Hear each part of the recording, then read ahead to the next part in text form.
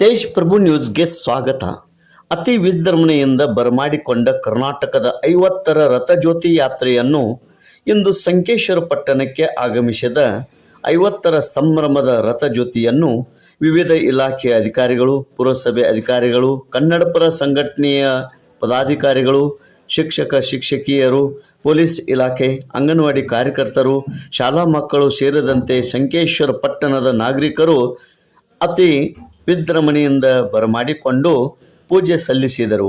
ಮಾನ್ಯ ತಹಶೀಲ್ದಾರ್ ಸಾಹೇಬರಾದ ಕಟ್ಟಿಮನಿ ಸರ್ ಇವರ ನೇತೃತ್ವದಲ್ಲಿ ನಡೆದ ಈ ಸ್ವಾಗತ ಸಂಭ್ರಮ ಮೊದಲಿಗೆ ಪ್ರವಾಸಿ ಮಂದಿರದಿಂದ ಪ್ರಾರಂಭವಾದ ಈ 50ರ ಸಂಭ್ರಮದ ರಥಜ್ಯೋತಿ ಯಾತ್ರೆ ಹಳೆ PB ರೋಡ್ ರಸ್ತೆಯಿಂದ ಸಾಗಿ ಕ್ರಾಂತಿವೀರ ಸಂಗೊಳ್ಳಿ ರಾಯಣ್ಣ ವೃತ್ತ, ಛತ್ರಪತಿ ಶಿವಾಜಿ ವೃತ್ತ, ವೀರರಾಣಿ ಕಿತ್ತೂರ ಚೆನ್ನಮ್ಮ ವೃತ್ತದಿಂದ ಸಾಗಿ ಬಂದು ಸಂಕೇಶ್ವರ ಗೋಕಾಕ ರಸ್ತೆಯಿಂದ ಬಸ್ ನಿಲ್ದಾಣ ಎದುರುಗಡೆಯಿಂದ ವಿಶ್ವಗುರು ಬಸವೇಶ್ವರ ವೃತ್ತದಿಂದ ಪುರಸಭೆ ಕಾರ್ಯಾಲಯದವರೆಗೆ ನಡೆಯಿತು. ನಂತರ ಹುಕ್ಕೇರಿಗೆ ಮುಂದೆ ಹೊರಟಿತು.